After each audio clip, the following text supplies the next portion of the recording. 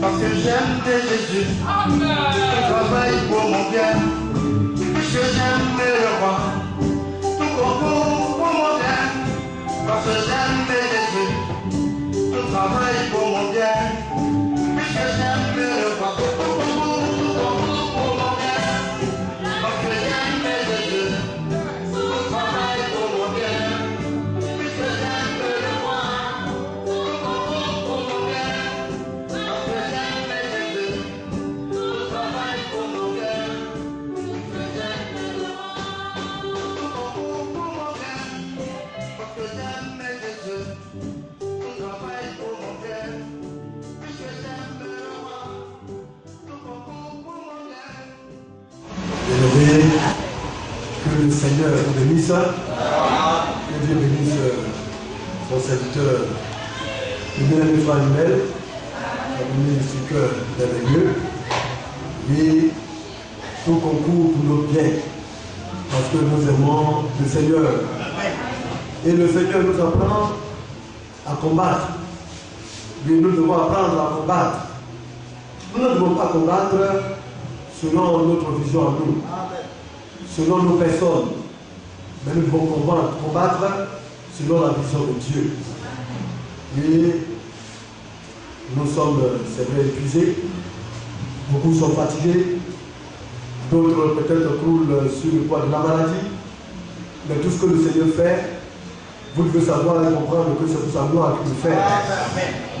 S'il n'y a pas de malades, comment pourrait-il s'accomplir cette promesse qui dit que par ses maîtrises, nous avons besoin de la guérison? C'est parce qu'il sait qu'il y aura des malades parmi nous que le Seigneur a donné cette promesse pour notre guérison. Et il est écrit que le Seigneur envoyait sa parole et il guérissa ses enfants. Alléluia. Et comme nous voyons aussi, il y a des épreuves, des difficultés. La marche n'est pas facile. La marche est éprouvée. Et quand une marche est aussi éprouvée, que doivent faire les enfants de Dieu? Premièrement, c'est apprendre à ne pas compter sur leur force. Dans ce combat que nous avons amené, la force de l'homme ne peut rien faire. Il faut une force surnaturelle. Parce que celui-là qui est en face de nous n'est pas un simple homme. Lorsqu'on parle de Satan, on parle de Lucifer, on parle du diable. Dans certains peut-être qui ont cette manière de minimiser cela. Bien aimé, la force humaine ne saurait combattre contre cet esprit-là.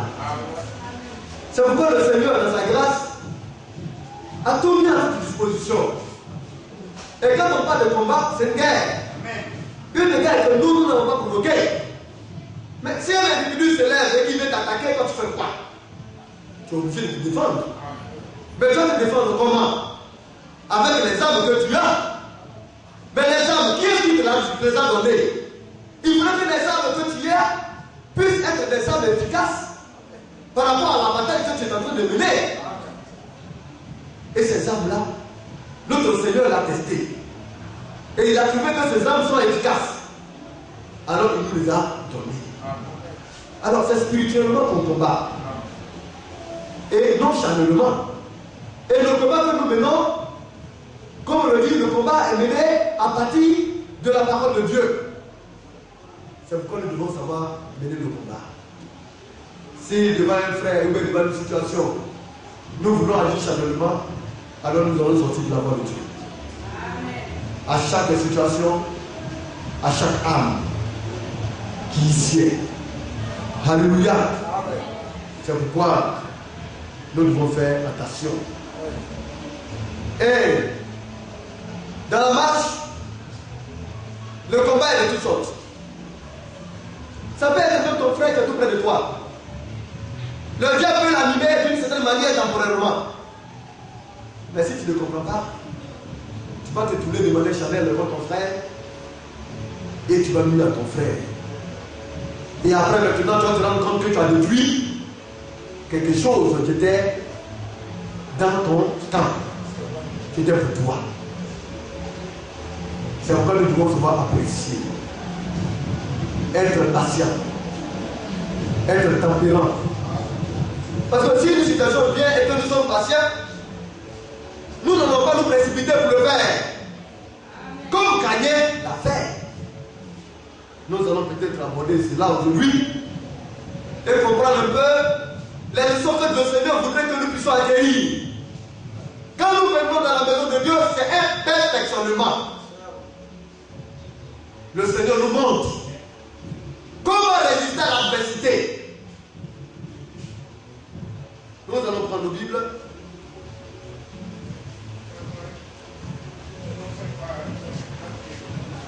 Dans le livre de 1 Jean, le chapitre 3.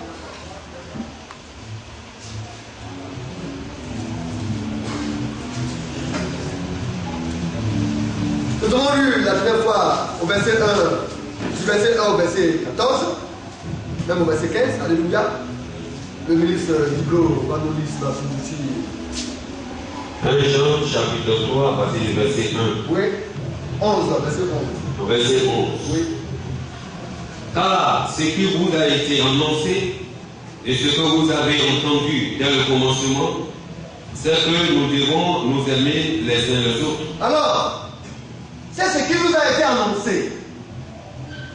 Quand on dit ce qui nous a été annoncé, c'est-à-dire avant nous, avant même d'autres personnes après nous, comme on le dit, avant nous du moins se l'est perçu,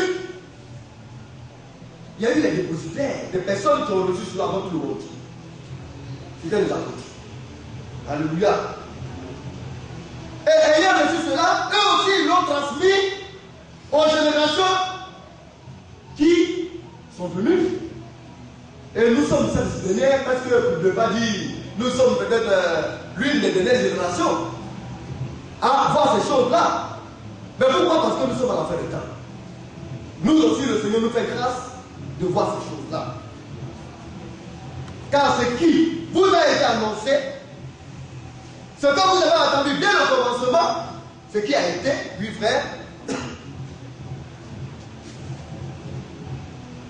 c'est quoi? Verset 12. Oui. Verset 11. Combien de secondes d'abord? Oui. Car ce qui vous a été annoncé et ce que vous avez entendu dès le commencement, Oui. c'est que nous devons nous aimer les uns les autres. Alors, nous devons nous aimer les uns les autres. L'amour de Dieu envers son frère et du frère envers soi. L'amour de Dieu, c'est quoi? Et les apôtres insistent. Pour ne pas dire dans notre langage, ils persistent. Parce que c'est vital. C'est important. Et pour ne pas dire même que c'est un ordre. Pour chaque enfant de Dieu, de comprendre cela. Oui, frère, nous continuons. Verset 12. Oui. Et ne pas ressembler à Caïn, qui était du malin. Donc, en même temps qu'on nous parle de l'amour de Dieu, on nous montre un individu, un homme qui a existé. Et cet homme-là, c'était qui? Caïn. Et le Seigneur nous fait savoir qu'il n'était pas de Dieu, mais il était du malin. Donc le Seigneur ne veut pas qu'on lui ressemble. Ah. Nous devons en toute chose éviter de ressembler à Caïn. Éviter de ressembler à Caïn. Si tu ne ressembles pas à Caïn, c'est que tu fais avec ton frère. C'est que tu vas avec ta soeur. Si ton frère et ta soeur sont de Dieu, c'est qu'eux aussi ils vont t'aimer. Oui, frère, nous continuons. Et ne pas ressembler à Caïn, Oui. qui était du malin et qui tua son frère. Et pourquoi le tua-t-il? Parce que ses œuvres étaient mauvaises et que celles de son frère étaient justes. Donc, il était du malin. Et son esprit malin l'a poussé à tuer son frère. Maintenant, la question est posée. Mais pourquoi est-ce qu'il a tué Caïn? Et c'est Abel. Mais Abel lui a fait quoi? Mais pas jalousie. Parce que lui, ses œuvres étaient mauvaises et celles de ses frères, son frère, étaient justes. Abel était le Dieu et Caïn était le diable. était du malin. Pour dire, aujourd'hui, il y a deux oppositions. Quand tu te lèves et que tu te dis que quand ton frère et ta soeur, qu'est-ce qui te pousse à le faire? Quel est l'esprit qui t'anime? Soit tu l'aimes, ou bien tu l'aimes. Oui, frère, nous continuons. Verset 13. Oui. Ne vous étonnez pas, frère, si le monde vous hait. Alors, le monde ne peut pas nous comprendre. Parce que l'esprit malin sévit dans le monde. Nous avons lu ce passage. Le monde entier, le monde que le Seigneur a créé pour lui et ses enfants, Satan nous l'a arraché. Au travers de notre papier, Satan. Et le monde entier est sous son empire. N'est-ce pas? Amen. On va dire cela rapidement. On va tourner la page au chapitre 5 de 1 Jean. 1 Jean Le chapitre verset 5, 19. le verset 19. Oui. Nous savons que nous sommes des dieux Oui. et que le monde entier est sous la puissance du malin. Donc le monde entier est conduit par le malin, par le diable. Or, le diable, il a eu un fils au commencement. Et son fils, c'était Caïn. C'est pourquoi on l'appelle le fils du malin. Et l'esprit malin dirige le monde. Si c'est cet esprit qui conduit le monde, comment est-ce que le monde peut-il nous aimer? C'est pourquoi il est dit que le monde nous aime. Le monde ne nous peut jamais aimer. Amen. C'est pourquoi quand on voit un frère ou bien une soeur se comporter comme le monde se comporte, on tique. Quand on voit un frère ou bien une soeur se sentir bien avec les ordres du monde dans le système mondial, on se pose la question, mais qu'est-ce qui se passe? Parce que ces choses-là ne peuvent pas aimer un enfant de Dieu. Oui, frère, nous continuons. Vous revenez dans le texte. Oui, le chapitre 1 Jean 3. Verset 13. Oui. Ne vous étonnez pas, frère, Oui. si le monde vous hait. Oui. Nous savons que nous sommes passés de la mort à la vie. Parce que nous aimons les frères. Donc, quand un homme commence par aimer son frère, quand il commence par aimer sa soeur, alors Dieu dit, il est ressuscité. Amen. Amen. Il est passé de la mort à la vie. Amen. Oui, frère, nous continuons. Quiconque est son frère, verset 14, oui. Il est passé de la mort à la vie parce que nous aimons les frères. Oui. Celui qui n'aime pas demeure dans la mort. Oui. Quiconque est son frère est un meurtrier. Donc la haine de son frère, c'est le meurtre. Quand tu commences par haïr ton frère, bien aimé, c'est que le meurtre déjà a pris racine en toi. C'est la base. Caïn a commencé d'abord à haïr son frère et puis il a tué pour nous. Dieu dit quiconque hait son frère, le fait de ne pas aimer son frère, Dieu dit, c'est que tu es meurtrier. Tu es capable de le tuer. Tu n'aimes pas. Comment est-ce que tu pourrais arriver à souhaiter une bonne disposition pour lui? C'est pas possible. Tout ce dont tu vas penser, c'est comment lui, il va périr. Quand un malheur lui arrive, alors tu es content. Quand une situation difficile lui arrive, alors tu sautes de joie. Dieu dit, tu es un meurtrier. C'est pourquoi ces choses-là ne sont pas du commun des enfants de Dieu. Frère, nous allons prendre Jude. Alors, si nous parlons de ces choses, c'est pour interpeller l'esprit des frères et des sœurs. Il y a deux esprits. L'esprit de Dieu et l'esprit du malin. Les enfants de Dieu doivent user de prudence. Parce qu'il y a eu des choses qui sont passées. Comment faire pour empêcher les enfants de Dieu de commettre certaines erreurs? Alors nous venons nous instruire. Et comme nous sommes de Dieu, nous faisons tout qu'on fait de tous nos efforts pour nous débarquer du Ouest de ce qui a été autrefois avec certaines personnes. Oui, frère, nous allons lire à verset 3.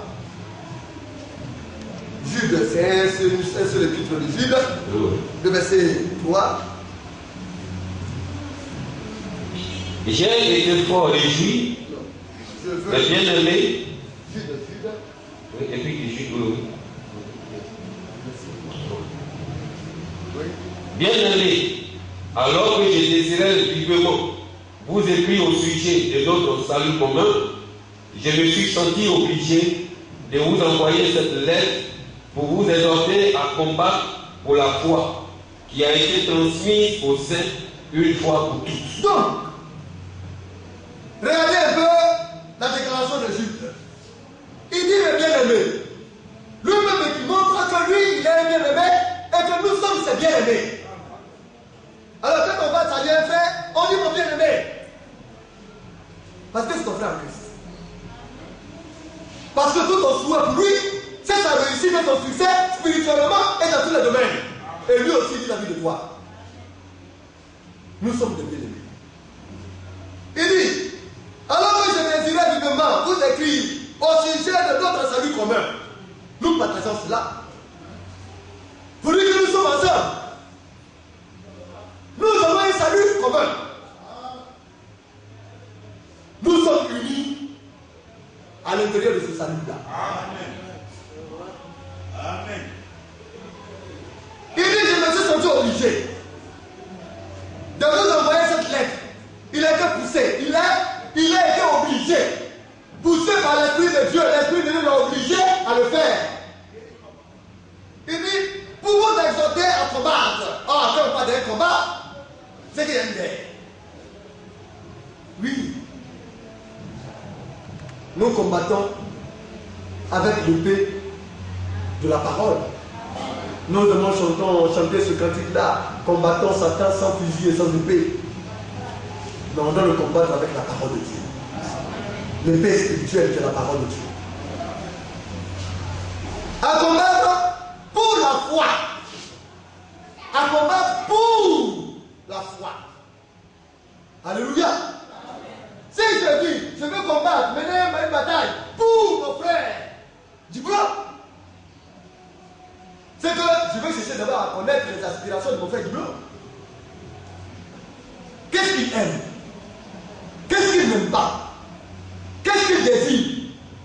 Parce que c'est pour lui que je combats. Il se pourrait que j'aille mener une bataille qui ne le sait pas. Qui n'approuve pas. Donc si je mène ma bataille et que lui il n'approuve pas, ce sera inutile. Alors nous menons une bataille pour quelqu'un. Pour la foi. Or la foi c'est quoi? Romains 10, 17. Alléluia. Si c'est pour la foi que nous menons notre bataille, notre combat, la foi c'est quoi? Oui, bien aimé. Romains chapitre 10, oui. Verset 17. Ainsi la foi vient de ce qu'on entend, oui. Et ce qu'on entend vient de la parole de Christ. Alors la foi, elle vient de ce qu'on entend. Et ce qu'on entend vient de la parole de Christ.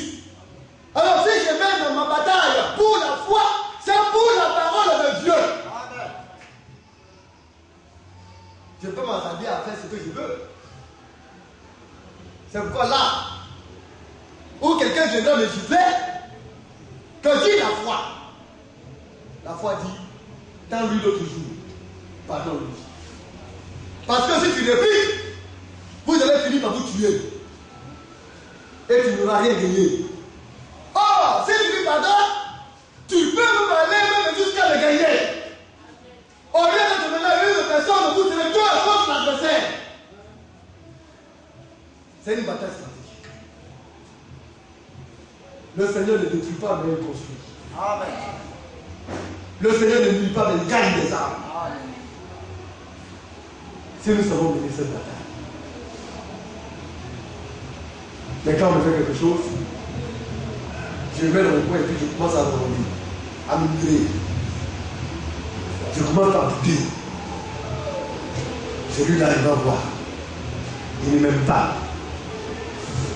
Ça, quand je viens à l'église et puis je me regarde, lui aussi il est dans l'église. Tu mènes ta bataille, bien aimé. Mais malheureusement, ce n'est pas pour la foi que tu mènes ta bataille. Parce que tu ne construis pas avec Christ, mais tu y détruis. Or, Christ, lui, la bataille qu'il nous amène à mener, c'est pour amener ses enfants dans la foi. Quelqu'un peut être contre toi et puis demain se convertir à Christ. Mais cela dépendra de ta bonne manière de faire. C'est pourquoi il n'est pas venu pour perdre les hommes, mais il est venu pour les gagner. Maintenant, si la bataille nous l'amenons pour nous-mêmes, nous allons perdre les âmes. Mais si nous savons la mener pour la foi, alors nous allons gagner des âmes à Christ. Alors il continue en disant, merci. Pour la foi qui a été transmise aux saints une fois pour toutes. Elle nous a été transmise, elle nous a été donnée. C'est une transmission. Alléluia. La transmission, c'est comme de l'énergie. Ça va. Ça traverse le corps physique. Ça pénètre le corps, le cœur, et ça rentre dans l'âme. C'est un esprit de vie qui entre en nous. Oui, frère, nous continuons. Verset 4. Oui. Car c'est glissé parmi vous certains hommes dont la condamnation est écrite depuis longtemps, des impies qui changent la grâce de notre Dieu en dérélement et qui réunit notre seul Maître et Seigneur Jésus-Christ. Donc, il dit car, ce sont des paroles fortes. Mais c'est pourquoi nous devons apprendre à le connaître. Ces choses nous sont adressées afin que nous prenions garde et que nous fassions attention. Il dit, car il s'est glissé parmi vous. Il vient de sous nous absolument. Il s'y glisse. Ah, on regarde beaucoup de visages, hein? Mais souvent on ne sait pas qui est. Mais entre nous, on se connaît. Celui qu'on ne connaît pas là, lui il vient et puis ça va. Celui qui est de Dieu là, quand il vient, lui il reste dans la maison de Dieu. Alors on connaît sa vie, on le connaît. Alors on dit, lui là, c'est la femme de Dieu. Mais malheureusement, il y a des hommes comme ça. Il y a des femmes comme cela qui viennent et qui se glissent parmi le peuple de Dieu. Et il dit, certains hommes, quand il s'est glissé parmi vous, certains hommes dont la condamnation est écrite depuis longtemps. C'est un mystère. C'est difficile à comprendre. C'est-à-dire qu'ils viennent, mais pour eux, on ne peut plus rien faire. Ça dépend de la sémence. Si c'est beaucoup, tu ne les transformeras jamais, non. C'est un scientifique qui dit que non. Le Seigneur, après des milliards et des milliards d'années, ou bien après des millions, des centaines de millions d'années, il a commencé, il a changé un peu, il est devenu ainsi de suite. Au lieu de sauter, il a commencé à marcher sur, comme on appelle ses genoux. Après, maintenant, il a commencé à marcher sur ses plans, les plans de ses pieds, et puis il est devenu homme. Mais, nous savons l'origine de l'homme. Dieu dit que lui, il a créé son homme là. Ça fait bientôt maintenant 7000 ans. Les crédules, les tarés, les enfants enfants diaboliques disent que l'homme existe, ça fait des milliards d'années. Ça, c'est leur affaire. Nous, on a un créateur.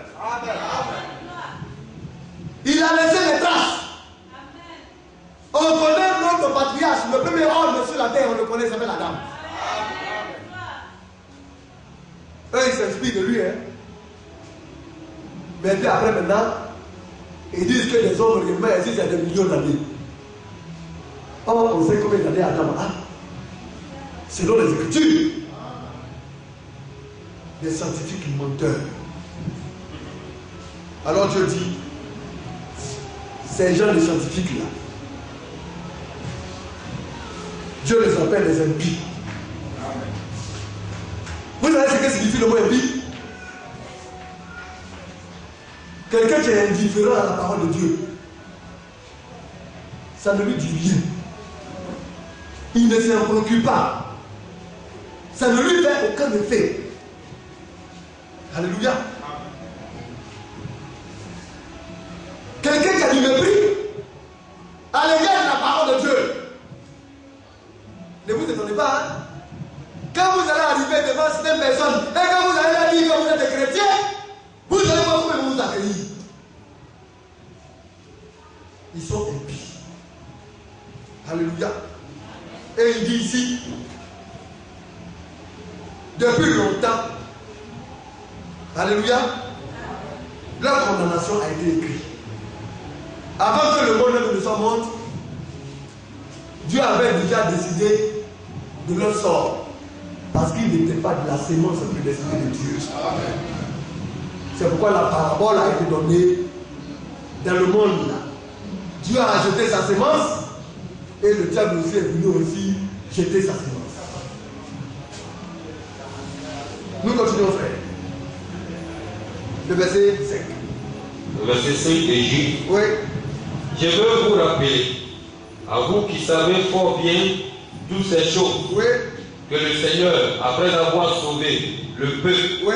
et l'avoir tiré du pays d'Égypte, Oui. fit ensuite périr les incrédules. Donc, quand le Seigneur se permet de dire qu'il fait glisser des incirconcis, des personnes étrangères, alléluia, parmi le peuple de Dieu, ce n'est pas pour rien. Alors, il retourne en Égypte. Il dit, vous savez toutes ces choses. Quand le Seigneur, après avoir sauvé le peuple et l'avoir tiré du pays d'Égypte, fit ensuite périr les incrédules. Il a sauvé le peuple, hein? Israël. Israël, en Israël, il y avait beaucoup de personnalités. Vous ne pouvez pas dire personnage. Toutes sortes d'esprits. Il y avait les véritables enfants de Dieu. Et puis il y a ceux-là qui servaient leurs intérêts et l'intérêt de la bête. Oui. Alors quand le Seigneur est venu, par contrainte, ils étaient obligés de sortir avec le peuple. Le miracle de Dieu aussi a été pour eux. Ils étaient au milieu du peuple. Ils étaient glissés parmi le peuple. Ils ont traversé, vous ne pouvez pas dire, les œuvres, les signes aussi naturels de Dieu ont été aussi appréciés par ces personnes-là. Bien aimés, c'était ça Israël. Alors, quand Pharaon les poursuivait, c'est eux tous ceux qui criaient. Les vrais Israélites et ceux-là qui n'étaient pas de Dieu, qui étaient glissés secrètement parmi eux. Ils ont crié à Dieu en s'entraînant Moïse. Mais Pharaon vient, nous sommes foutus. Moïs, est-ce que toi-même tu sens? On est même la chaudière qui accable Moïse et qui le presse. Moïse, où est ton Dieu?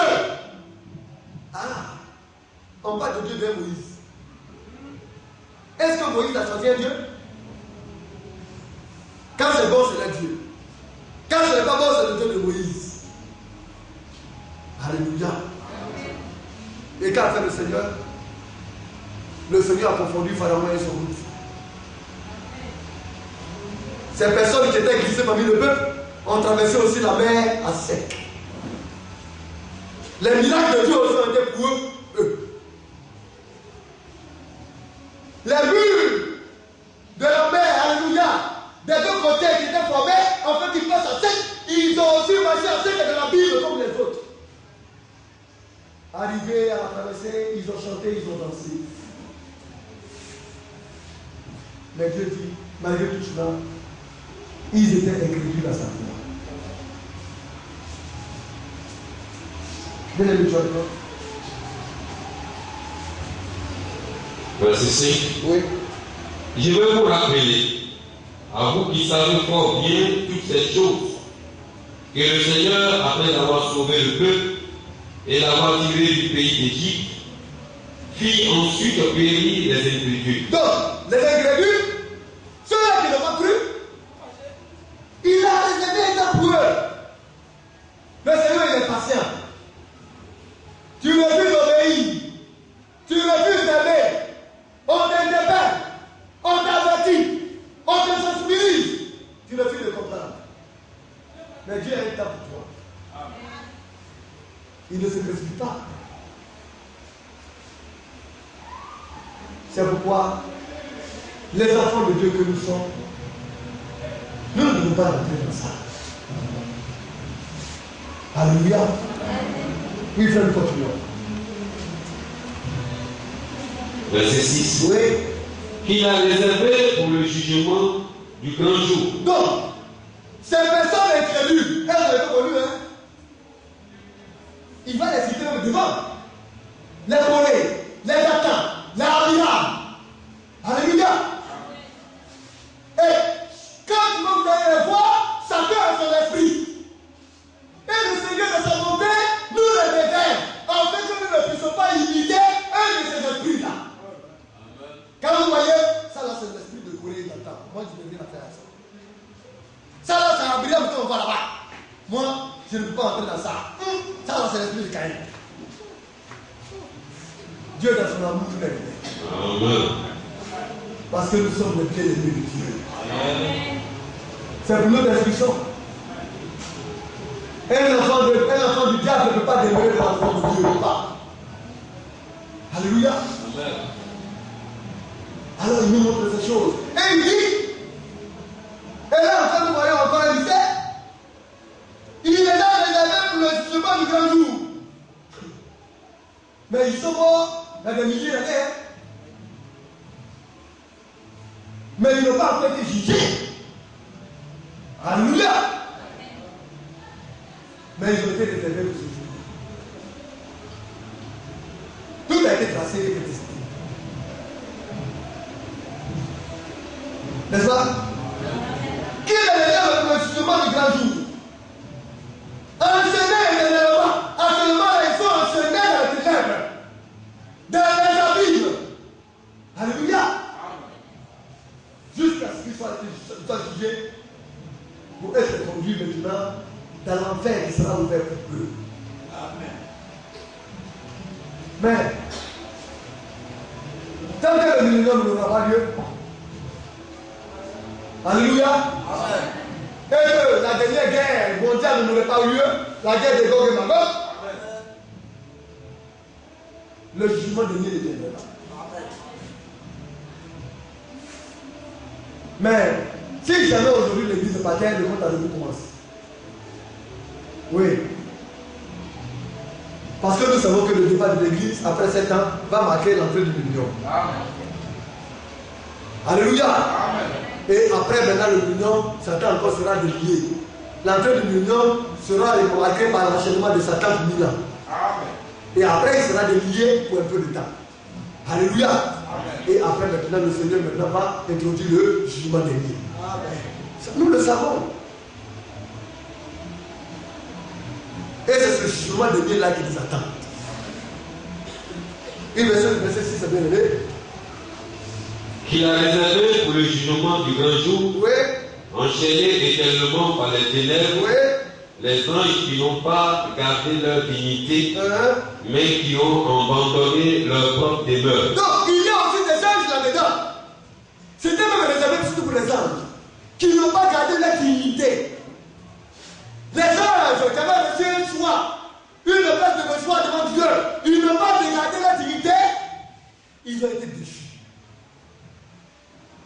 Judas. Il dit, les uns qui n'ont pas gardé leur dignité, mais qui ont abandonné leur propre demeure, la demeure céleste. Oui, frère, nous continuons. Nous allons passer un peu rapidement. Verset 7. Oui. Que Sodome et Gomorrhe Oui. et les villes voisines qui se livrèrent comme eux à la débauche et à des vices contre nature sont donnés en exemple. Donc, même Sodome et Gomorrhe, ceux-là qui sont morts, ils attendent le jugement de Dieu. Mais en attendant, ils sont enchaînés dans les ténèbres de la Bible, où ils souffrent. C'est un moment du jugement, mais ça c'est petit. Oui, frère. Sont donnés en exemple, subissant la peine du feu éternel. Oui. Verset 8. Oui. Malgré cela, ces hommes aussi entraînés par leur rébellion. Donc c'est même les hommes, vous voyez. C'est pourquoi c'est une grâce pour nous de croire. Le fait que nous soyons dans la maison de Dieu chaque jour pour écouter le conseil de Dieu, c'est une grâce. Mais il y en a qui rêvent, hein. Les chrétiens, Jésus va venir. Votre bientôt là, depuis ça fait 2000 ans, on n'entend rien. Il vient quand on se moque de nous. On nous traite de tout. Des fanatiques. Et vous ne pensez pas, hein. Vous ne comprenez même pas vous de règles, mais vous ne comprenez mal la Bible. Mais regardez comment vous êtes, mais vraiment c'est grave pour vous. Non, mais vous êtes même démarqués. Il rit. Il se moque de nous. Mais en fait, Dieu appelle ça de la rêverie. Il prend le rêve pour la réalité. Parce qu'il ignore les choses de Dieu.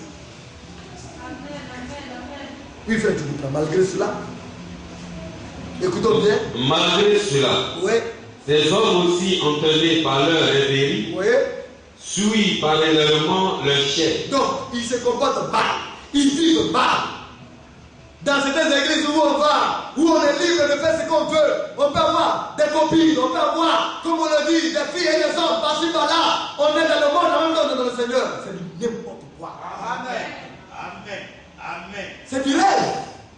Eux, ils rêvent. En faisant cela, ils pensent qu'un beau matin, ils vont se retrouver dans la félicité de Dieu. C'est de la tromperie du diable. Bien-aimé. Oui.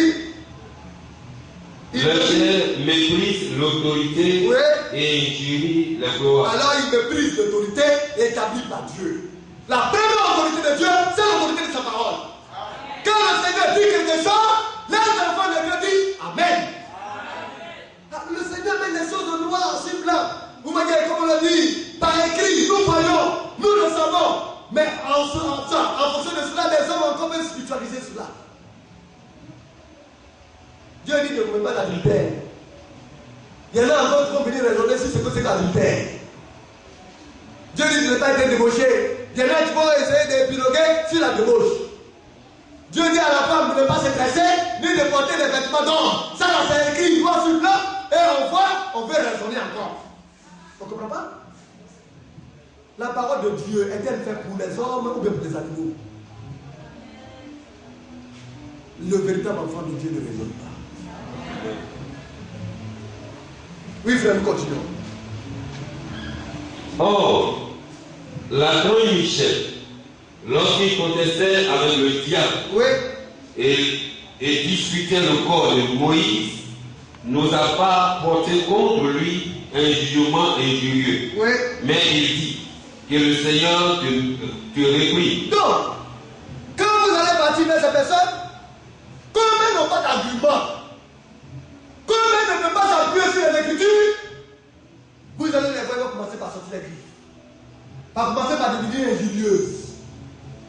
Par commencer par vous traiter de toutes sortes d'esprits. Vous traiter de toutes sortes de mots. Mais pourquoi? Parce qu'elles n'ont pas d'argument spirituel. Mais, pourtant, quand nous sortirons, nous trouverons des personnes qui sont animées de l'Esprit de Dieu.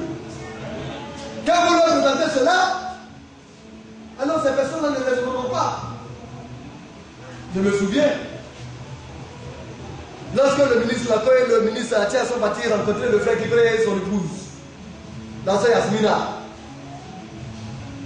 pays, ils ont ouvert la Bible. À partir du moment qu'ils ont dû écrire la Bible, aussitôt ils ont commencé à trembler parce qu'ils étaient de leur Père céleste. Mais vous n'allez pas trop raisonner. Non, vous appréhendez mal les choses. Ils voient bien, c'est écrit, c'est un commandement. Et puis on va dire, c'est vous comprenez mal. Amen. Pourquoi vous êtes comme ça? Pourquoi vous interprétez les choses comme cela? Il y a deux manières d'interpréter les choses. Dieu dit parfois peut-être toi. Dieu dit tu n'as pas le droit de parler dans l'église. Et que si tu le faisais, ça sentait très mauvais. C'est une répugnateur de voir une femme s'adresser à la terre et de parler au peuple de Dieu. Amen. Toi tu dis que l'Esprit de Dieu, ce qu'il dit là, c'est pas vrai. C'est toi, ton esprit là, qui dit la vérité. Qu'est-ce qu'on appelle ça? Ce sont des raisonneurs. Le diable, il aime raisonner. Le diable, il aime résister. Il est malin. Bien aimé, nous allons lire un peu. Nous allons lire, continuer un peu. Le verset 10. Le verset 9 au verset 10. Le juge de Jude. Je lis toujours, Oui. on remonte au verset 9. Or, l'archange Michel, lorsqu'il contestait avec le diable et lui disputait le corps de Moïse, n'osa pas porter contre lui un jugement injurieux, mais il dit que le Seigneur te réprie. Oui. Eux, au contraire, ils parlent d'une manière injurieuse. Ils sont les premiers injuriés, oui. De ce qu'ils ignorent. De ce qu'ils ignorent, oui. Et ils corrompent dans ce qu'ils savent naturellement comme les brutes. Oui. Malheur à eux. Oui. Car ils ont suivi la voie de Caïn. Oui. Et ils se sont jetés pour un salaire dans l'égarement de Balaam. Oui. Et ils se sont perdus par la révolte de Corée. Vous voyez, on a cité des personnages ici, hein. Caïn, Balaam, Corée. Ce sont des personnages qui ont existé dans l'Ancien Testament. Nous allons revenir. Des églises de fête de Médon. Amen. Le Seigneur, par son esprit, a créé son église. Et puis des individus poussés par Satan vont créer leur église. Vous les voyez en costume, ils sont bishops. Amen. Amen. Bien aimé. Vous regardez un monsieur. Et là qu'il est marié, il a deux petits enfants. Et puis il se lève et puis il dit les bishops. Évêque. Ils savent ce que Dieu veut dire par évêque dans la Bible. On se lève. On se donne des titres. On se donne réellement une personnalité très très très importante. Le monsieur il se lève. Il fait l'honneur. Il passe son diplôme. Sa école, ça ne va pas. Il fait l'honneur. Il frappe à la porte. Travail, ça ne marche pas. Il se va s'asseoir et puis il réfléchit. Il dit vraiment, comme les Américains le font, nous aussi, ils doivent faire un business. Et puis il va créer son église. Il crée sa petite structure, il regarde. Puisque c'est la voix de Balaam qu'ils ont suivi, sa femme devient son agent direct.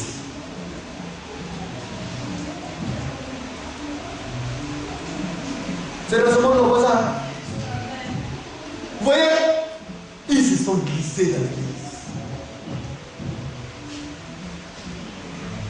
Quand on parle du peuple de Dieu, on pense que c'est nous, c'est pas nous. L'église du Seigneur, ils se sont glissés. Et puis elle vient, la tâche son paille. Et puis elle vient, elle prêche. Et puis elle dit, c'est le Saint-Esprit qui l'a conduit. C'est le mauvais Saint-Esprit. Parce que le bon Saint-Esprit dit, tu ne prêcheras pas.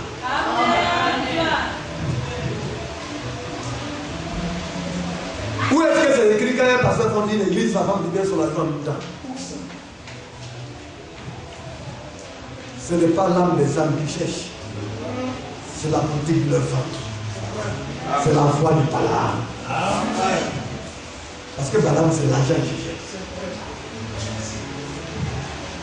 Mais nous allons voir. Ne pensez pas parce qu'il cherche l'argent, Dieu ne le parle pas. Oui, il prie, Dieu écoute. Il prie, Dieu exauce. Il prophétise, ça arrive. Mais tout ce qu'ils font, c'est pour l'argent. Ils interprètent la parole de Dieu selon eux, leurs humeurs, selon eux, leurs désirs. Parce que si tu veux conduire l'œuvre de Dieu, tu veux faire l'œuvre de Dieu, bien aimé, tu ne peux pas te lever pour en faire une riche. Et puis l'argent de Dieu là comme toi, c'est pour la maison de Dieu. Nous reviendrons là-dessus. Nous avons une œuvre à faire pour chacun. C'est pourquoi nous devons faire très attention. Que le Seigneur vous bénisse.